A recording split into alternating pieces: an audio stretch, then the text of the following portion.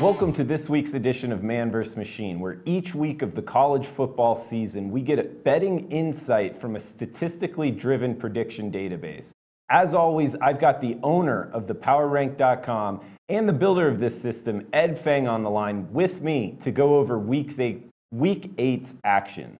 Ed, first things first, your system continues to go 2-1 each week after week, and actually last week, either 2-1 or 2-0-1, depending on how we want to grade out that Akron game. Either way, you've been making a killing this season. We're considering changing the name of the show to just kind of Man Tails Machine. But anyway, man, what games this week are you looking at on the college football card? Yeah, hey, thanks, appreciate it. Just want to keep up the process, don't think about the results, but we should probably get into it with Colorado State. Yeah, so starting off with Colorado State, a Friday night game, we were just talking about it, versus New Mexico. It's kind of an interesting matchup. You know, obviously the Lobos bringing in a kind of unique offense there, rushing oriented. And it looks like Colorado State's laying 7.5 pretty much across the board. We got a total of 58 at 5 dimes. That looks like the low point in the total. And you're looking to bet this from a totals perspective, right, Ed? Absolutely. Colorado State has been my over team. We've talked about it multiple weeks before in the season. We actually lost on this game, Colorado State at Nevada 2 weeks ago. And then last week, they went over again against Nevada. And I was like, why did I not think about Colorado State? And I went back to my list of games that I did for college football week 7. And there it is, Colorado State over. And it just goes to show you that recency bias can affect just about anyone. We're all humans. And I think I had that. The loss in my head from the week before. But Colorado State is really my over team. This offense with quarterback Nick Stevens has been explosive. Their defense is not very good, and it's not anything that's changed from last season. They were explosive through most of last season, especially the second half of last season. The defense stunk last season, and I think of them as an over team. They're going to New Mexico. I think New Mexico at home is going to be able to score some points. New Mexico's defense has been better this season, and I think that's why you're seeing movement from a total of 60 down to 58.5 right now with what we're seeing. But I think the two offenses are going to score. The only thing that you maybe worry about is not as many possessions because New Mexico runs that triple option with a lot of running plays. But I do like the over in this game. Yeah, New Mexico, it's a team with Lamar Jordan. He was out for a game or two, kind of banged up, but now he's back and pretty much in full health. So do you factor that in as well, or is it strictly numbers based? That certainly affects the numbers. So that would maybe be one reason. New Mexico's offense hasn't been quite as good as they were last year, and their defense has been a little bit better. But we may be able to attribute some of that regression in offense to the absence of Lamar Jordan in a couple of these games. So that would actually probably make me even a little bit more confident on the over in this game. Okay, and as far as the low point, it looks like we got on SBR odds right now a 58 at 5 dimes. So Ed, on the Colorado State, New Mexico, over on Friday night. Now let's move to Saturday's card here. We got Akron and Toledo in a MAC matchup, a little MACtion here. Wager Web showing a 60 as far as this total if you're looking to bet the total over. Toledo minus 16 is the side pretty much across the board. So how are you looking to bet this MACtion matchup, Ed? Yeah, this is another over game for me. Toledo is a team that had an explosive offense and not as good a defense, and they bring a lot of those same pieces back this season. They've been throwing the ball really well with quarterback Logan Whiteside. The only thing that makes you a little bit hesitant about this total is that their top receiver, Cody Thompson, is injured and done for the season. It does look like they have other options at receiver. There are 2 other receivers that have been targeted and been very efficient in running that offense. So I don't really see that injury as a problem. Receiver is much more easily replaceable position than quarterback. And, Akron is Akron. They their offensive numbers aren't looking as good as they were towards the beginning of the season when I really liked them as an over team. But I think Toledo's going to score a lot of points. They should win pretty big. The only thing you worry about is if they get up too soon and really start slowing down the game in the second half. But again, This game started at 55. It's up to 60. When I do my modeling, I look at yards per play and total yards in the game to come up with, and as well as market values to come up with a total for the game. And my model says 65 in this game. So it suggests that the market still hasn't climbed enough, and that you can take the over at 60 in this game. And Ed, do you usually find your model at this point in the season 10 points off on a total, considering the opener? It looks like BOL opened at 55.5 as the total. It's since been bet up, as high as 61 now.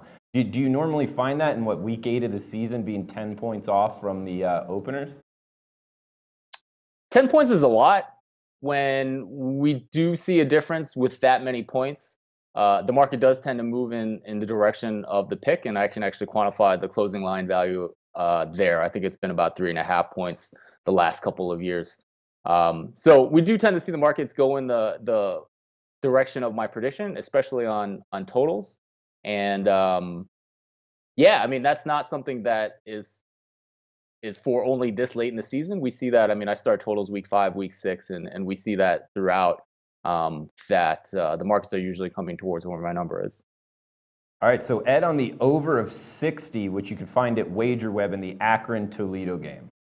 Moving on to the night slate. Saturday night, we got Fresno State versus San Diego State in the Mountain West. This is a good matchup here. Looks like we got a 47 as the total pretty much across the board, and the Aztecs land 7 in the hook. So minus 7.5 at SBR odds right now, pretty much across the board at every sports book. Looks like this one's going to be broadcast on CBS Sports Network, the night slate, the nightcap on Saturday night. So Ed, how are you looking to bet this one? So this number really jumped out at me, that the San Diego State Aztecs, one of the best so-called mid-major programs, is only a 7-point favorite against Fresno State, one of the worst teams in FBS last year. But I started looking into it, and I think Fresno State is one of the most interesting stories in college football this year. They went 1-11 last year, got the head coach fired in the middle of the season. They brought in Jeff Tedford, who's the old Cal coach, and it didn't really look like they could do much. This team out of the Mountain West was dead last in a lot of offensive categories last year. What I look at as yards per play adjusted for strength of schedule. But they were really bad on offense. So Tedford comes in, and he brings in the offensive coordinator from Eastern Michigan and started a quarterback for 3 weeks. But then in week 4, started Marcus McManion. So this is a kid that was at Oregon State the last 3 years, graduated, didn't win the job, grad transferred in August to Fresno State, took over the starting job in week 4, and they've been off and running, put up some pretty gaudy efficiency totals against both Nevada and another Mountain West opponent.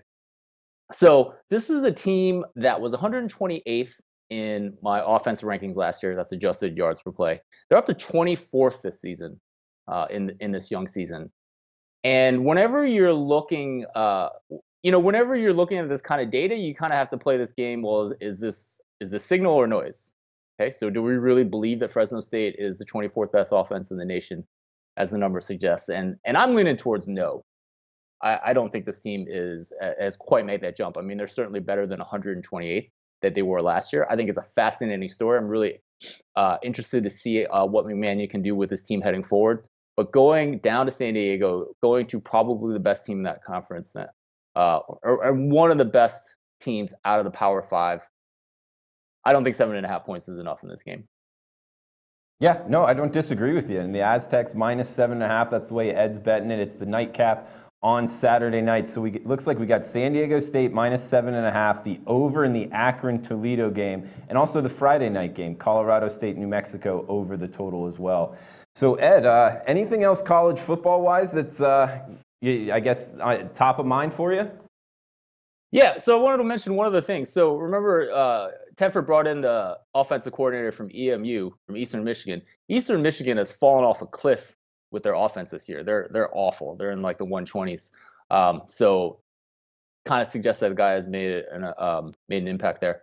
I also wanted to mention members of my site get access to these totals numbers. So you can just go to thepowerrank.com and check that out.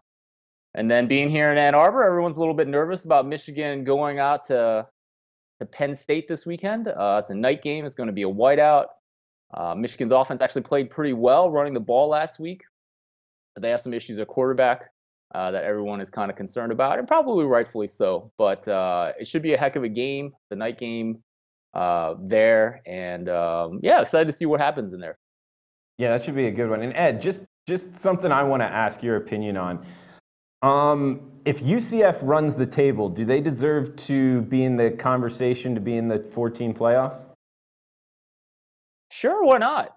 I mean, I'm always of the belief that it is really hard to run the table. And if you can do it, no matter what your schedule is, you deserve a shot. When you look at UCF, which, by the way, is a team that you've liked since the beginning of the season, Drew Martin, their numbers actually look pretty good. I wrote about them a little bit. I think, by some of my points-based metrics, they're a top 10 team right now.